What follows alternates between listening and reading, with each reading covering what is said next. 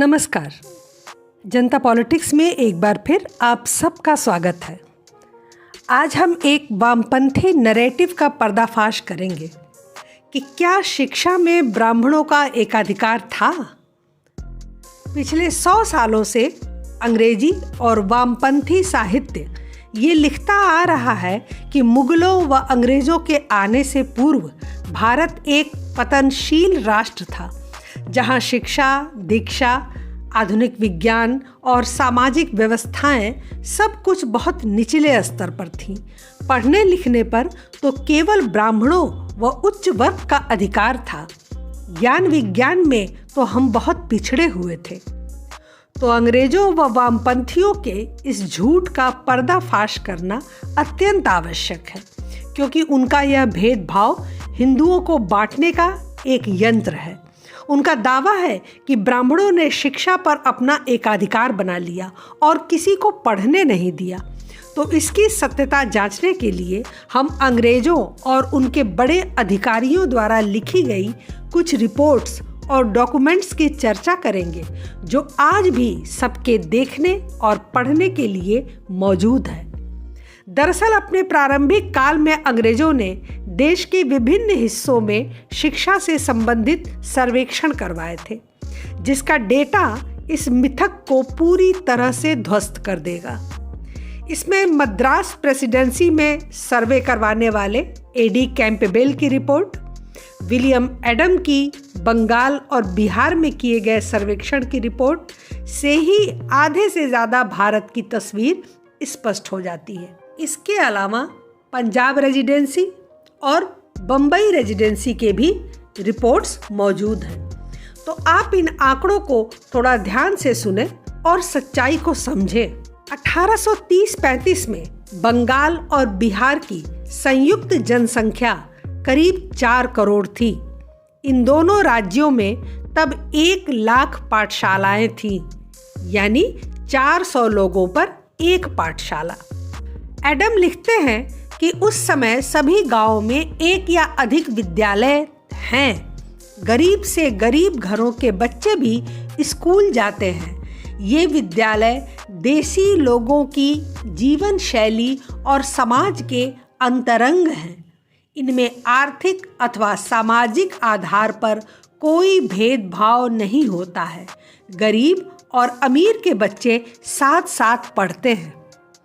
Bombay presidency के बारे में भी अंग्रेजों ने लिखा कि बड़े गांव में 1 से अधिक पाठशालाएं थीं और वहां सभी जाति और धर्म के बच्चे साथ पढ़ते थे। मद्रास के ग्रामीण क्षेत्रों में केवल 13% छात्र ही ब्राह्मण थे।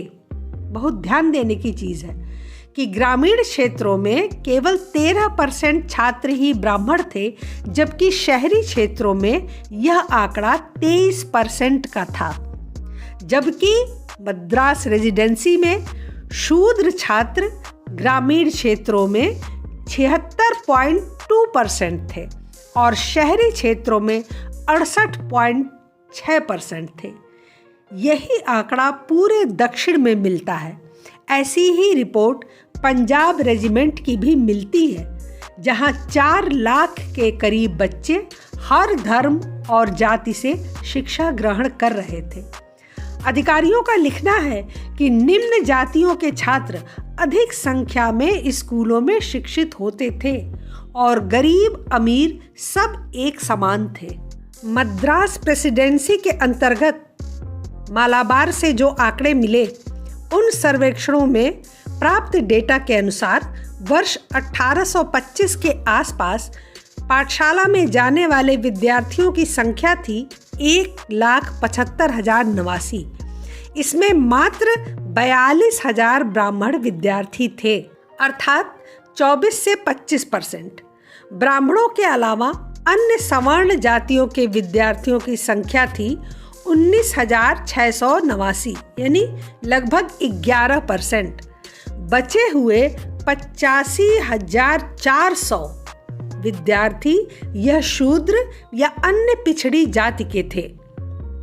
मुस्लिम विद्यार्थियों की संख्या 7% थी। मद्रास प्रेसिडेंसी के अंतर्गत मालाबार के ये जो आंकड़े दिए गए हैं उनके अनुसार धर्मशास्त्र, खगोल शास्त्र, तर्कशास्त्र, चिकित्सा शास्त्र आदि विषयों में कुल 1588 विद्यार्थी थे। उनमें ब्राह्मणों की संख्या 639 थी। अंग्रेजों के अनुसार शूद्र इस संज्ञा के अंतर्गत 254 विद्यार्थी थे। अन्य पिछड़ी जाति के विद्यार्थी 672 थे, यानी ब्राह्मणों से कहीं ज़्यादा थे। चिकित्सा शास्त्र के 190 विद्यार्थियों में ब्राह्मण विद्यार्थियों की संख्या मात्र 31 थी, 31। 190 में 31। अंग्रेजों के सर्वेक्षण में पूरे देश के किसी भी हिस्से का डेटा लिया जाता तो भी यही निष्कर्ष निकलते, अर्थात अंग्रेज के आने से पहले हमारी शिक्षा व्यवस्था सबके लिए खुली थी और पूरी तरह मुक्त थी। संक्षेप में ये समझिए कि अंग्रेज जब भारत में सत्ता के आसपास पहुंच रहे थे तब भारत की शिक्षा व्यवस्था विकेंद्रित थी। लगभग सभी गांव में पाठशालाएं थी। गांव द्वारा इन पाठशालाओं की आर्थिक व्यवस्था देखी जाती थी। शिक्षकों का अच्छा वेतन था। इन पाठशालाओं का स्तर अच्छा था। लेटनर जो वहाँ के एक अधिकारी थे, उनका कहना था कि इनका स्तर कैम्ब्रिज और ऑक्सफोर्ड विश्वविद्यालयों के बराबर था। एक सुव्यवस्थित शिक्षा पद्धति भारत में कार्यरत थी। आपको जानकर आश्चर्य होगा और आप जानना भी चाहेंगे कि उस समय इंग्लैंड की शिक्षा व्यवस्था की क्या स्थिति थी। तो इंग्लैंड में चूंकि औद्योगिकीकरण पर बहुत उछाल आ चुका था, तो वहाँ पर बच्चों को इन उद्योगों में कठिन परिस्थिति में काम में झोंक दिया जाता था। बाल श्रमिकों के विरोध में कोई कानून नहीं था। इंग्लैंड में ऑक्सफोर्ड, कैम्ब्रिज, एडिनबर्ग आदि विश्वविद्यालय 13वीं 14वीं शताब्दी में थे। 18वीं शताब्दी तक इंग्लैंड में 500 ग्रामर स्कूल्स थे, परंतु इनकी पहुंच जन सामान्य तक नहीं थी। शिक्षा बहुत महंगी थी और समाज का अभिजात्य वर्ग ही उसे ग्रहण कर सकता था। आपको जानकर आश्चर्य होगा कि 1792 में पूरे इंग्लैंड की शालाओं में विद्यार्थियों की संख्या मात्र 40,000 थी और वो भी सब अभिजात्य वर्ग के ही बच्चे थे। सामान्य वर्ग के बच्चों के लिए केवल बाइबल पढ़ना था।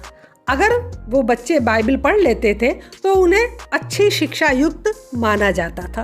अब आप सोचिए, जिस देश की स्वयं ऐसी दुर्दशा थी कि वहाँ निचले दर्जे के बच्चे या अन्य बच्चे विद्यालय जाने में सक्षम नहीं थे, तो उस देश को भारत की शिक्षा व्यवस्था कैसे रास आती। इसीलिए अंग्रेजों ने वामपंथियों के साथ मिलकर ऐसा कुचक्र रचा कि भारत की शिक्षा व्यवस्था भी छिन्न भिन्न हो जाए और पीढ़ियों से आ रहा सनातन धर्म और उसकी सोच यह नष्ट हो जाए, तभी भारत को पुनः गुलाम बनाया जा सकता है। और इसके लिए क्या क्या जतन किए गए वो आप सबको पता है। लेकिन एक बात जो वामपंथी और नवबौद्ध आज जगह जगह गा रहे हैं कि ब्राह्मणों में शिक्षा पर एकाधिकार था, उन्होंने और लोगों को पढ़ने नहीं दिया, वह बात इन सारी रिपोर्ट से पूरी तरह खंडित होती है कि ब्राह्मण कभी भी शिक्षा के किसी भी क्षेत्र में अव्वल स्थान पर नहीं थे। उनसे ज़्यादा संख्या हमेशा निचली जाति के लोगों की थी।